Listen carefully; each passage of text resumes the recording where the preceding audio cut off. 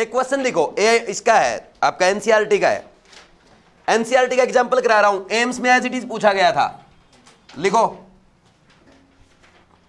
Ionisation energy of, first ionization energy of sodium, magnesium and silicon in kilo joule पर मोल, in kilo joule पर मोल, in kilo joule पर मोल are 496, 737 and 786 respectively. ये देखो, ये लिख दिया, ऊपर देख के लिख सकते हो। देन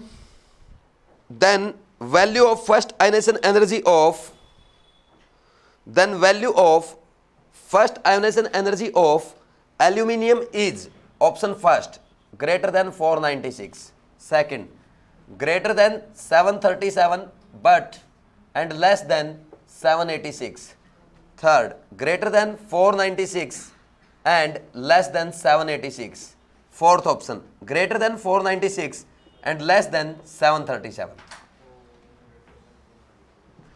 बताओ जल्दी से, ये क्वेश्चन आपके एनसीईआरटी का एग्जाम्पल नंबर कौन सा पता है? 3.6, और ये एज इट इज एम्स ने 13 में पूछा था। ऐसे क्वेश्चन पूछते हैं एनसीईआरटी से एम्स। हो गया? अब आप एक काम कर लो ना यार, ऐसा लिख लो, sodium, magnesium, aluminium, silicon. Order बताना भाई क्या आएगा? सोडियम की सबसे कम होगी, सिलिकॉन की सबसे ज्यादा होगी, ये ऑर्डर आएगा। और मैग्नीशियम और एल्यूमिनियम में किसकी ज्यादा होती है? मैग्नीशियम की, क्योंकि इसमें 2s2 से 3s2 से इलेक्ट्रॉन निकलेगा, इसमें 3p से इलेक्ट्रॉन निकलेगा। बताया था कल पेनिट्रेशन पावर में, ठीक। अब एक बात बताओ, इसकी कितनी है? 737, इसकी 496, इसके बीच में आएगी ना एग्जैक्ट। आप बोलोगे सर 786 से भी कम आ रही है, सेकंड भी तो आ सकता है, मोर करेक्ट कौन है? नहीं, थर्ड भी तो आ सकता है, मोर करेक्ट कौन है? फोर्थ। ये ऐसा ही क्वेश्चन ऑप्शन एग्जैक्ट एम्स में आए थे। समझ आई मेरी बात? नेक्स्ट लास्ट क्वेश्चन एक और करना। Arrange following in increasing order of size. Arrange following in increasing of order of size. Mg, Mg2 plus, aluminium, aluminium 3 plus। ये क्वेश्चन भी एनसीईआरटी का है, एनसीईआरटी का एग्जाम्पल है, ये भी आ सकता है आपके एग्जाम में एज इट इज। तो सबसे बड़ा साइज किसका होगा? सीधी सी बात है, न्यूट्रल आइटम का ज्यादा होगा, कैटायन का ज्यादा होगा नहीं। और न्यूट्रल आइटम में दोनों में, Mg में और एल्यूमिनियम में किसका ज्यादा होगा? लेफ्ट टू राइट साइज कम होता है, तो Mg का ज्यादा, फिर एल्यूमिनियम का। और ये दोनों कैटायन क्या? आइसो इलेक्ट्रॉनिक, इसमें भी 10 इलेक्ट्रॉन, इसमें भी 10 इलेक्ट्रॉन। ज्यादा पॉजिटिव चार्ज होगा उसका साइज। ये ऑर्डर आएगा कि नहीं आएगा? अब एग्जामिनर है ना, ऐसे ही कर सकता है आपके साथ, इसकी वैल्यू दे देगा, इसकी वैल्यू दे देगा, इसकी वैल्यू दे देगा, बीच वाले की वैल्यू पूछ लेगा। कोई दिक्कत है क्या? फिर हम बोलते हो टफ पेपर रहा था। कॉन्सेप्ट क्लियर होने चाहिए ना अपने। नहीं समझ में आई मेरी बात? कोई डाउट है क्या? तो ऐसे टफ क्वेश्चन बन जाते हैं आप लोगों के लिए। टफ नहीं है वो, तो थोड़ा सा सोचना है। हो गया? नेक्स्ट लिखो भाई, next topic, electron affinity. Electron affinity क्या होती है भाई बताओ? इलेक्ट्रॉन एफिनिटी होती है एनर्जी, जब कोई न्यूट्रल एटम, देखो हमने क्या किया, ये है एक्स गैसियस एटम, सुनो मेरी बात, इसको हमने क्या कर दिया? एक इलेक्ट्रॉन निकाल दिया। तो इस प्रोसेस में जो एनर्जी एब्जॉर्ब हुई थी दैट इज आयोनाइजेशन एनर्जी। और मान लीजिए हम उल्टा करें, ये गैसियस एटम है, इसको इलेक्ट्रॉन दे एक, तो इलेक्ट्रॉन देने से एक एनायन बनेगा, ठीक। तो इस केस में एनर्जी रिलीज होती है, ये एंडोथर्मिक है और ये नॉर्मली एक्सोथर्मिक होती है। नॉर्मली ये एंडोथर्मिक भी हो सकती है, ठीक। तो इस प्रोसेस को क्या कहते हैं? इस प्रोसेस में जो एनर्जी एक्सचेंज होता है उसको इलेक्ट्रॉन एफिनिटी। ऐसा क्यों हुआ? एनर्जी रिलीज क्यों हुई ये समझो। जैसे क्लोरीन है, क्लोरीन गैसियस एटम है, कॉन्फ़िगरेशन क्या होता है? 3s2 3p5। अब देखो यहां पे क्लोरीन को एक इलेक्ट्रॉन दे दो आप, इलेक्ट्रॉन देने के बाद क्या बनेगा? क्लोरीन माइनस क्या बनेगा? 3s2 3p6। क्या कर लिया? स्टेबल कॉन्फ़िगरेशन गेन किया। तो यहां पे एनर्जी ज्यादा थी, स्टेबिलिटी कम थी, और यहां पे क्या है? स्टेबिलिटी ज्यादा, एनर्जी कम, ठीक। समझ आई बात? छोटा बड़ा कैसे लिख दिया? तो इसलिए ज्यादा स्टेबल बन रहा है, इसलिए एनर्जी रिलीज हो रही है। लेकिन ये तो एक एग्जांपल है ना, हर केस में ऐसा नहीं होता। लेकिन अगर इसको हम प्रैक्टिकली समझें, होता क्या है, जैसे ये है अपने पास कोई, ये एटम है मान लीजिए, ठीक। तो हम क्या करते हैं, जब इसमें एक इलेक्ट्रॉन यहां पे डालते हैं, ये क्लोरीन एटम है, तीसरी सेल में डलेगा, इसके 3p में डलेगा।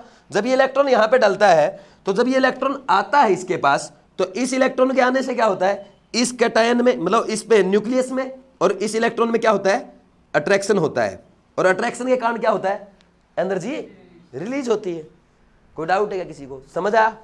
तो लिखो definition, it is the amount of energy released, it is the amount of energy released when an electron is added to an isolated gaseous atom. It is the amount of energy released when an electron is added to an isolated gaseous atom. समझ आई मेरी बात? ये हो गया सबका clear है doubt? ठीक, ये लिखना है इसके बाद अपने को, एक साथ लिख लेना, मैं और बताता हूं, सुनो इधर देखो। जो हम डेल्टा एच ई जी लिखते हैं, this is electron gain enthalpy भी बोलते हैं इसको, इलेक्ट्रॉन एफिनिटी को। आपने क्या लिखा, it is the amount of energy released when an electron is added to an isolated gaseous atom, है ना? एटम होना चाहिए गैसियस लेकिन सिंगल, जैसे मैंने उसमें सिखाया था, किसमें, आयनेशन एनर्जी में, याद है? वैसा ही प्रोसेस है ये। डेल्टा एच जी आप लिखते हो, डेल्टा एच रिएक्शन के लिए एंथैल्पी लिखते हैं ना, वो वैसा ही है। इसको हम लिखते हैं ई ए, और ये इसका फॉर्मूला ये होता है एक्चुअल में, ठीक। और हम ये पढ़ते हैं ये वाली चीज, ये प्रोसेस में, जो उस प्रोसेस में एनर्जी इन्वॉल्व है टेम्परेचर टी पे। लेकिन जो ये कैलकुलेट की जाती है, electron affinity is calculated at absolute temperature. Absolute temperature का मतलब क्या है, 0 केल्विन, तो ये हो जाएगा 0। तो उस 0 टेम्परेचर पे जो एनर्जी एक्सचेंज होगी उसको ही इलेक्ट्रॉन एफिनिटी कहेंगे। नहीं समझ में आई मेरी बात? कोई डाउट है क्या? समझ आना सबको? तो अब मेरी बात सुनो नेक्स्ट। अब इधर देखना आप, जैसे ऑक्सीजन का एटम है, ये ऑक्सीजन गैसियस एटम है, मैं इसको एक इलेक्ट्रॉन दूंगा, यहां पे इलेक्ट्रॉन जब देता हूं ऑक्सीजन क्या बनेगा, O- बनेगा। तो यहां पे जो एनर्जी रिलीज होती है EA1 बोल देता हूं उसको, इलेक्ट्रॉन एफिनिटी 1 -141 किलो जूल पर मोल ये होती है, ठीक? समझ आया? अब ऑक्सीजन गैसियस एटम बन गया, क्यों हुई एनर्जी रिलीज? क्योंकि ऑक्सीजन के न्यूक्लियस में और कमिंग इलेक्ट्रॉन में क्या है, फोर्स ऑफ अट्रैक्शन है। फोर्स ऑफ अट्रैक्शन से हमेशा एनर्जी रिलीज होती है। सबको समझ आया? अब जो ऑक्सीजन गैसियस एटम एनायन जो बना है, मैं इसको एक इलेक्ट्रॉन और दे रहा हूं, तो ये O2- बनेगा। इस प्रोसेस में क्या होगा, एनर्जी रिलीज होगी, एब्जॉर्ब होगी। अब ये एनायन बन चुका है, आप एक इलेक्ट्रॉन और उसको दे रहे हो जानबूझ के, तो इसके एनायन में और इस कमिंग इलेक्ट्रॉन में रिपल्सन होगा कि नहीं होगा? और रिपल्सन होने के कारण यहां पे EA2 जो आती है वो 741 आती है किलो जूल पर मोल, ठीक? समझ आई मेरी बात? तो यहां पे एब्जॉर्ब क्यों हुई इस प्रोसेस में? Absorb due to repulsion, repulsion between anion and coming electron, ठीक? बस ये बात लिख दूं, एक ही बहुत है। E2 पॉजिटिव क्यों है, एब्जॉर्ब क्यों हुई, समझ आई बात? और हम हमेशा एक बात बोलेंगे, EA1 is more then EA2। अब आप बोलोगे सर ऐसा क्यों, आपको तो EA2 ज्यादा दिख रही है, बात भी सही है। हम EA इलेक्ट्रॉन एफिनिटी की डेफिनेशन ही ये है, जो एनर्जी रिलीज होगी जब उसमें एक इलेक्ट्रॉन एंटर करता है ना। इसको ऐसा समझो, जो पॉजिटिव होती है ना, हम उसको 0 मान लेते हैं, पॉजिटिव को 0, इसको 0 मान लेंगे, इसको 0 बोलेंगे, इसको बोलेंगे 141 ज्यादा हुआ ना। नेगेटिव साइन तो ओनली ये इंडिकेट कर रहा है कि एनर्जी इज रिलीज्ड, क्योंकि हमने लिखा था अमाउंट ऑफ एनर्जी रिलीज्ड। ये रिलीज थोड़ी हो रही है, तो एब्जॉर्ब हो रही है, रिलीज तो इसमें हुई है, जो एब्जॉर्ब हुई उसके तो हम मानेंगे नहीं कुछ भी। तो हम बोलते हैं EA1 ज्यादा होती है EA2 से, रिलीज एनर्जी की अगर बात की जाए। कोई डाउट है क्या किसी को? कर सकते हो वैसे, बोलो भाई। अब एक दो प्रोसेस लिख रहा हूं मैं आपको, चलो ये लिखो, मैं बोल के लिखवाऊंगा क्योंकि मेरा स्टेटमेंट वाला टाइम बढ़ जाएगा।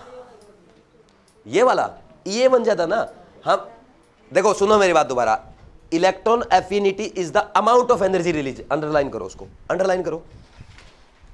एनर्जी रिलीज बोल रहे ना, तो रिलीज तो फर्स्ट EA1 जो होती है उसमें रिलीज होगी, EA2 EA3 EA4 EA5 सारी क्या होंगी, पॉजिटिव होंगी। और रिलीज वाली को बोल रहे तो सबसे ज्यादा उसी को बोलेंगे ना, किसी में रिलीज हुई है। नहीं समझ आई होगी, अभी भी नहीं आई। हम ये बोल रहे electron affinity is the amount of energy released, तो मैंने बोल दिया EA1 हमेशा रिलीज होगी। वो एनायन जब बन जाएगा O-, उसको आप कितने इलेक्ट्रॉन देते चलो, आपको इलेक्ट्रॉन देना है तो क्या करना पड़ेगा, रिपल्सन ओवरकम करना पड़ेगा। रिपल्सन ओवरकम करना, जानबूझ के इलेक्ट्रॉन डाल रहे हो, क्या होगा, एनर्जी देनी पड़ेगी। पॉजिटिव हुआ कि नहीं हुई? अगर पॉजिटिव होगी तो हम उसको इलेक्ट्रॉन एफिनिटी थोड़ा बोलेंगे, वो तो एब्जॉर्ब हो रही ना। It is the amount of energy released, इसलिए हम बोलते हैं EA1 हमेशा ज्यादा होगी। समझ आया कि नहीं आया? कोई डाउट है क्या? ठीक, लिखो जल्दी।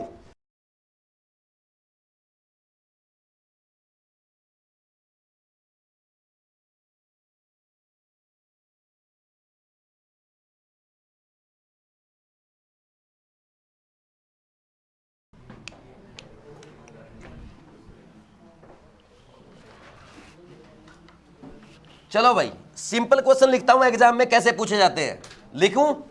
अरे बोलो, क्वेश्चन लिखो। In which of the following process energy is absorbed, in which of the following process energy is absorbed.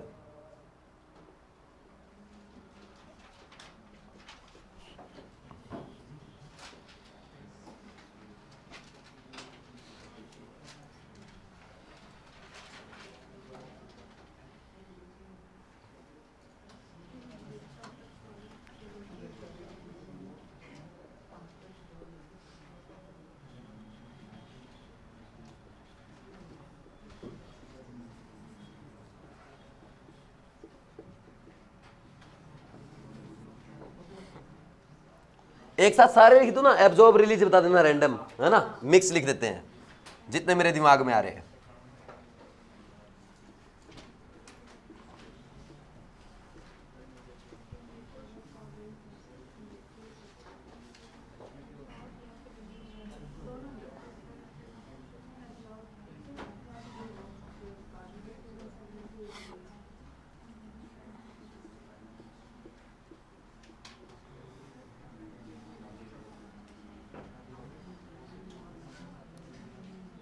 बोलो मत भाई।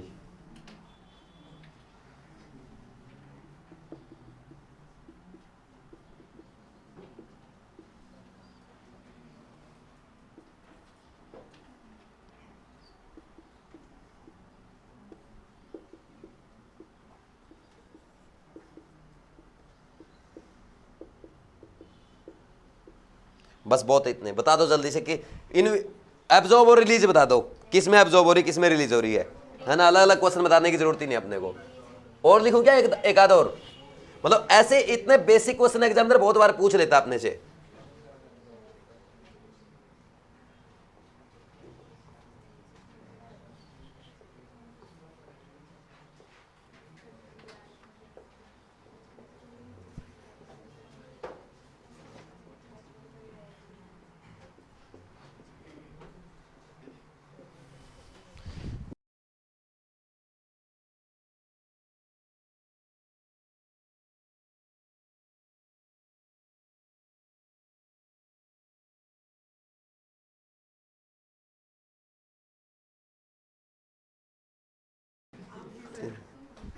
करें स्टार्ट। इधर देखो, ऑक्सीजन गैसियस एटम है, एक इलेक्ट्रॉन एब्जॉर्ब करेगा, एनायन बन गया।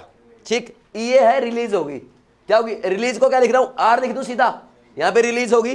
दूसरा बताओ, लिक्विड से किस में जा रहा है, सॉलिड में, एनर्जी क्या होगी, रिलीज होगी ना। नहीं समझ आ रही बात? क्योंकि उसमें से हीट निकलेगी तभी तो बर्फ बनेगी। अरे पानी नॉर्मल है, ये पानी है, कितने पे बर्फ बनेगी इसकी, जब इसका टेम्परेचर क्या हो जाए 0 डिग्री सेल्सियस। कैसे होगा टेम्परेचर, आइस कब बनेगी 0 डिग्री सेल्सियस पे। 0 डिग्री सेल्सियस कब होगा, जब इसमें से हीट रिलीज होगी। तो लिक्विड से सॉलिड जा रहा है, क्या हो रहा है, हीट रिलीज हो रही है। सल्फर, अरे सीधा H2 माइनस दिखा रखा ना आपको, ओवरऑल क्या बोलोगे आप, क्योंकि आपकी फर्स्ट स्टेप में S से S माइनस बनेगा, एनर्जी रिलीज होगी। लेकिन S माइनस से H2 माइनस बनेगा, एक और इलेक्ट्रॉन लेगा, उसमें बहुत ज्यादा एनर्जी देनी पड़ेगी। तो हमेशा ऐसी प्रोसेस लिख रखी हो, एब्जॉर्ब होगी। कोई डाउट? नेक्स्ट देखो, सोडियम गैसियस से सॉलिड में जा रहा है। आप सोडियम सॉलिड से सॉलिड को गैस में लेके जाते हो, मतलब अरे क्या मेटल है, सॉलिड में गैस बनाते हो, हीट देते हो ना, सब्लिमेशन एनर्जी देते हो, क्या होती है, पॉजिटिव। ये इस प्रोसेस का क्या है, उल्टा है, एनर्जी क्या होगी, रिलीज होगी कि नहीं होगी। इसमें बताओ, energy as a electron affinity release होगी। लिथियम गैसियस प्लस से उसमें जा रहा है, एक इलेक्ट्रॉन ले रहा ना। अरे जब लिथियम अरे न्यूट्रल से प्लस में जाता क्या होती है, आयनेशन एनर्जी एब्जॉर्ब होती है। ये इसका उल्टा प्रोसेस तो है, क्या होगा, रिलीज। इसमें सॉलिड से गैस में जाएगा, सब्लिमेशन एनर्जी एब्जॉर्ब होगी, और गैस से प्लस में जाएगा, न्यूट्रल से प्लस में, आयनाइजेशन एनर्जी एब्जॉर्ब होगी। यहां पे H2O गैस से सॉलिड में जा रहा है, अरे गैस है, गैस किस पे होगी, 100 डिग्री सेल्सियस पे होगा H2O। अरे पोटेशियम, आयनाइजेशन एनर्जी देनी पड़ेगी ना, तभी तो इलेक्ट्रॉन निकलेगा, प्लस में नहीं जा रहा। इधर देखो H2O गैस है, स्टीम है, 100 डिग्री सेल्सियस पे होगा, सॉलिड। आइस कब बनेगा, जब 0 डिग्री सेल्सियस पे आए। कैसे आएगा, हीट रिलीज करके, तो रिलीज होगी। इसमें लिक्विड से गैस, पानी को उबालते हो तभी तो वेपर्स बनते हैं, एब्जॉर्ब होगी। CaCO3 है, सॉलिड है, सॉलिड को तोड़ना है, एब्जॉर्ब, डिकम्पोजिशन। कोई डाउट है क्या, लिख लिया सबने। नेक्स्ट आगे बढ़ो भाई। इससे पहले एक चीज और लिख लो, जैसे मान लीजिए मैं ऐसे लिखता हूं, देखना इधर, मान लीजिए ऑक्सीजन है, गैसियस एटम है, ठीक, इसको मैंने ऐसे पलटा, ऑक्सीजन माइनस में, तो इस प्रोसेस में जो एनर्जी रिलीज होगी दैट इज इलेक्ट्रॉन एफिनिटी, और इसकी उल्टी प्रोसेस जो होगी उतनी ही एनर्जी क्या होगी, absorb. Electron affinity of oxygen है ना इस प्रोसेस में, and this is ionization energy of O minus, ऐसा बोलेंगे, नहीं समझ में आई मेरी बात। अब जैसे और कर लो, F माइनस है ये गैसियस, इसको किस में लेके जाओ, F में लेके जाओ, ionization energy of F minus, और उल्टा कर दो E ऑफ, कर सकते हो, लिखना तो लिख लो। एक लिख लो, कोई भी बात तो दोनों एक ही है, उल्टा सीधा वो कहीं से लिख लो उसको। कर लोगे कि नहीं कर लोगे, बोलो भाई, नहीं होगा। लिख लिया सबने। अब लिखो factors affecting ionization energy, electron affinity, factors affecting electron affinity. करें स्टार्ट। अब देखो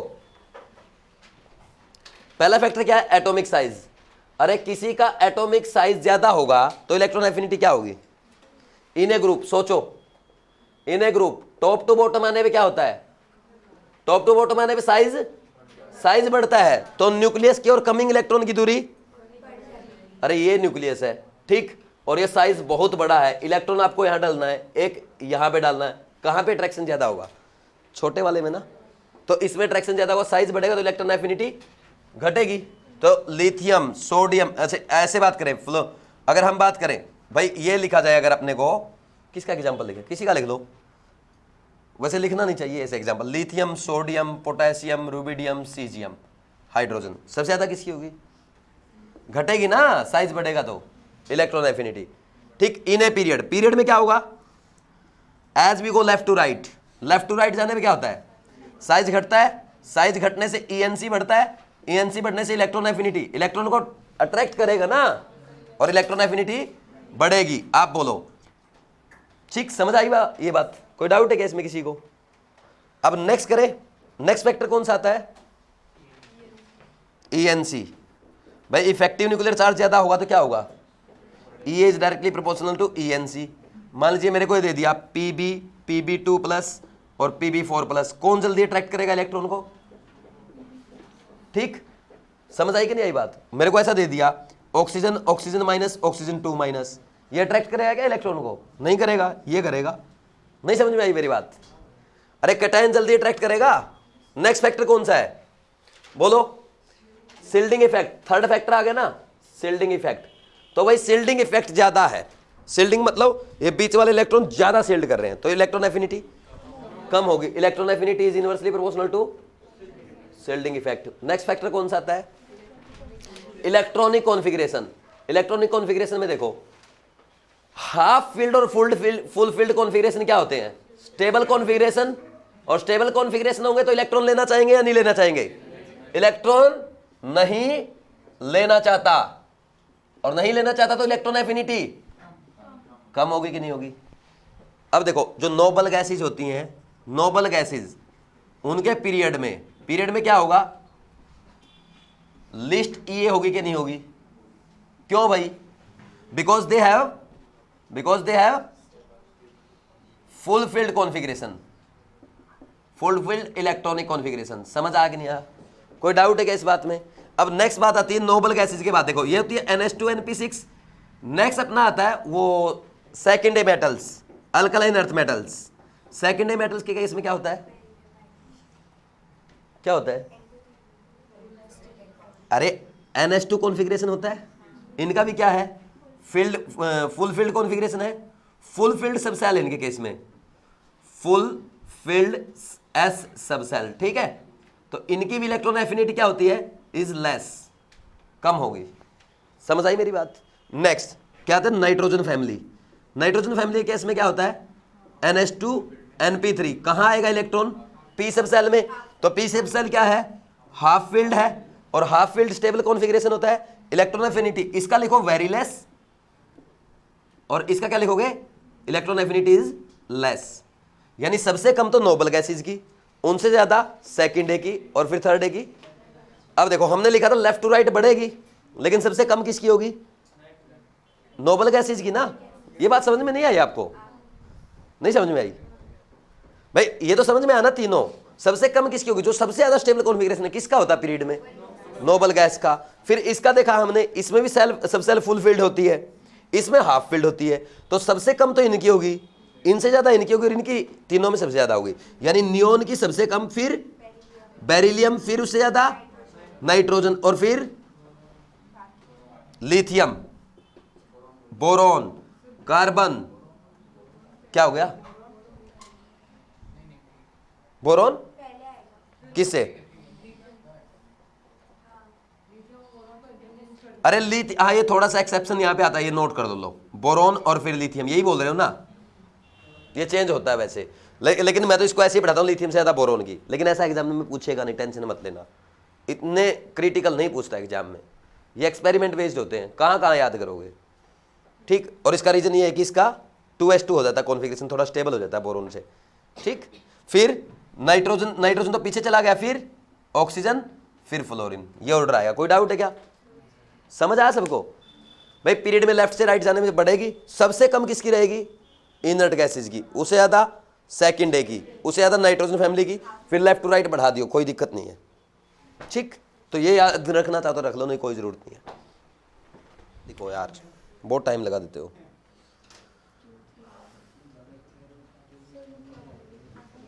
क्या इलेक्ट्रॉन नहीं लेना चाहता, लिख लिया भाई सबने,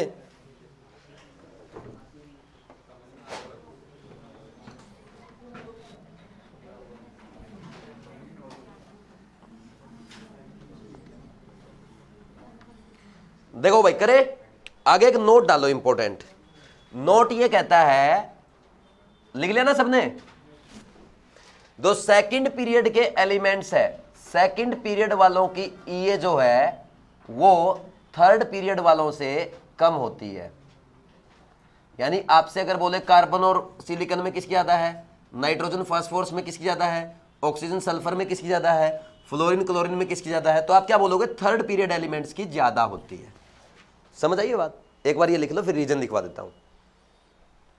मैं ये समझा दूंगा कि फ्लोरीन से ज्यादा क्लोरीन की क्यों है, फिर बाकी का रीजन अपने आप समझ जाओगे ना, नहीं समझे, और रीजन समझाऊंगा इलेक्ट्रॉनिक कॉन्फ़िगरेशन से ओनली।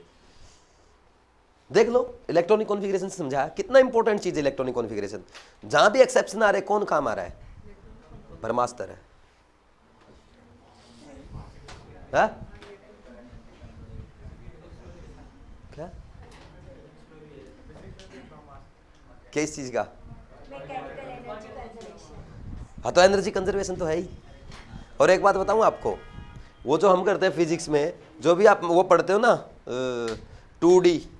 2D में एक चीज होती है, एक्स एक्सिस वाली इक्वेशन बना लो, वाई वाली बना लो, अलग अलग सोल्व करो बस, कभी क्वेश्चन रॉन्ग नहीं जाएगा भाई। एक उसमें ना मिस्टेक क्या करते हैं बच्चे, जैसे प्रोजेक्टाइल पढ़ते हैं, प्रोजेक्टाइल पढ़ते टाइम आपको दोनों, जो इसके इधर भी जा रहा है और ऊपर भी जा रहा है, तो एक्स और वाई डायरेक्शन में दोनों तरफ मूवमेंट है ना, तो एक्स वाली एक्स में सोल्व करो, वाई वाली वाई में सोल्व करो, कभी भी क्वेश्चन रॉन्ग नहीं जाएगा, ठीक है।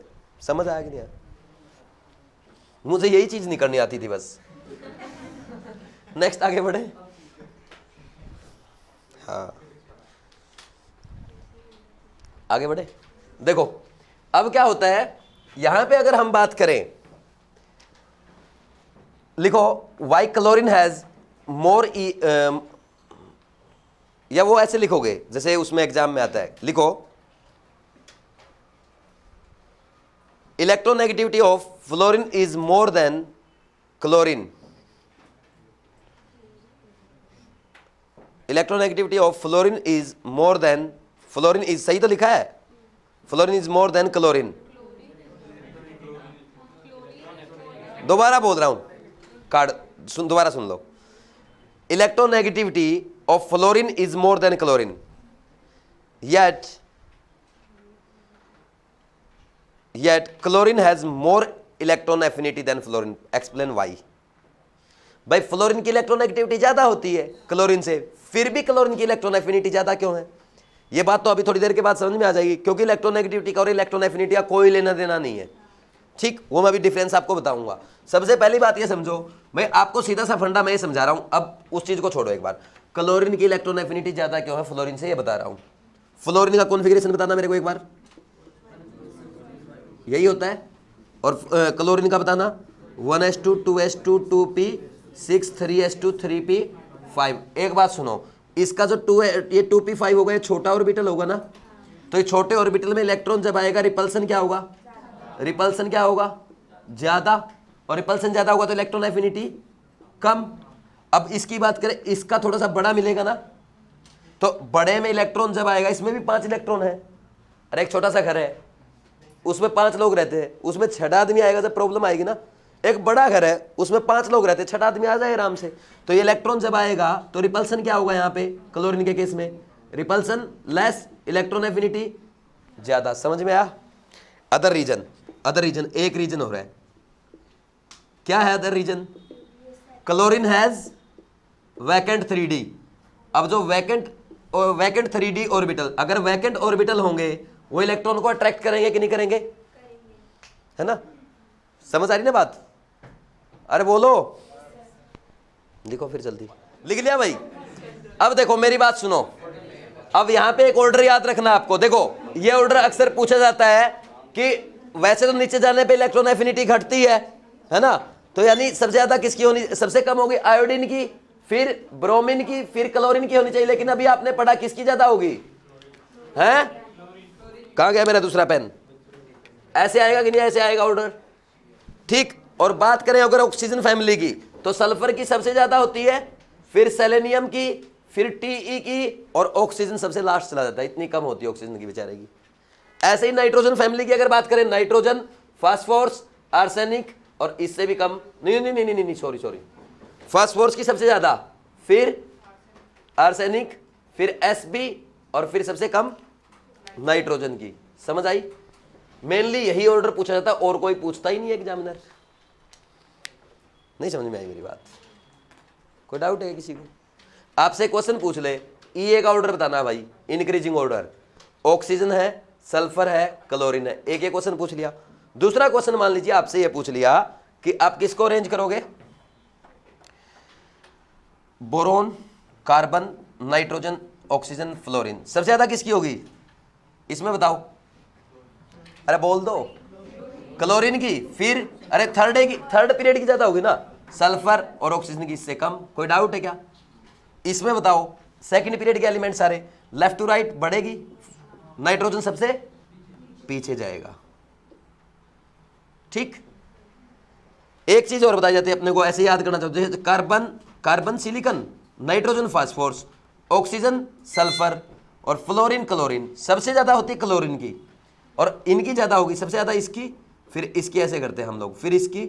लेकिन इनकी क्या होती है, इनकी तो कार्बन फैमिली से भी ज्यादा होती है ना, तो कार्बन फैमिली को आगे लेके आओ, कार्बन सिलिकन, और इसको नाइट्रोजन फास्फोरस, तो इसकी ज्यादा होगी, और फिर इसकी ज्यादा होगी, फिर इसकी ज्यादा होगी, और सबसे कम इसकी होगी। यानी क्लोरीन की, फिर फ्लोरीन की, फिर सल्फर की, फिर ऑक्सीजन की, फिर सिलिकन की, फिर कार्बन की, फिर फास्फोरस की, फिर नाइट्रोजन की। लिखवाऊं क्या ऑर्डर? ठीक। अगर ऐसे पूछ ले रैंडम, तो ये बना लेना, क्लोरीन, फिर फ्लोरीन, फिर सल्फर, फिर ऑक्सीजन, फिर कार्बन, फिर सिलिकन, फिर पहले सिलिकॉन, फिर कार्बन, फिर नाइट्रोजन, नहीं फास्फोरस, फिर नाइट्रोजन। समझ आया कि नहीं आया? एक इंपॉर्टेंट क्वेश्चन लिखो, लास्ट क्वेश्चन ई का, विच of the following is least stable anion? Which of the following is least stable anion?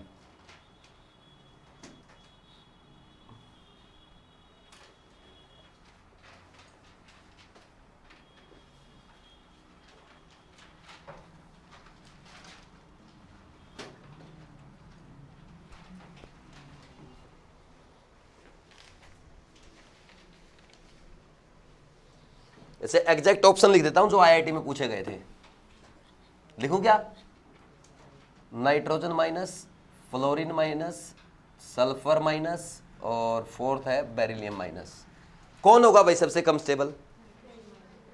अरे सबसे ज्यादा स्टेबल कॉन्फ़िगरेशन किसका होता है? बेरिलियम का, 1s2 ये इलेक्ट्रॉन लेना ही नहीं चाहता है, तो लेना नहीं चाहता तो अनस्टेबल बनाएगा ना। पीछे आपने क्या लिखा था इलेक्ट्रॉन एफिनिटीज में? तो मैंने पीछे अभी तो ऑर्डर लिखवाया था, याद नहीं है क्या? जिसकी इलेक्ट्रॉन एफिनिटी ज्यादा होगी वो तो इलेक्ट्रॉन ले लेगा। अब इनका तो आपको पता है, इनकी तो होती है, ये तो इजीली इलेक्ट्रॉन लेते ही हैं। नाइट्रोजन में मैंने किसका लिखा था? नाइट्रोजन और बेरिलियम में नाइट्रोजन की ज्यादा लिखवाई थी ना, यानी बेरिलियम इलेक्ट्रॉन लेना ही नहीं चाहता है। ये क्वेश्चन आईआईटी का है, विच of the following is least stable anion. कर सकते हो गया भाई।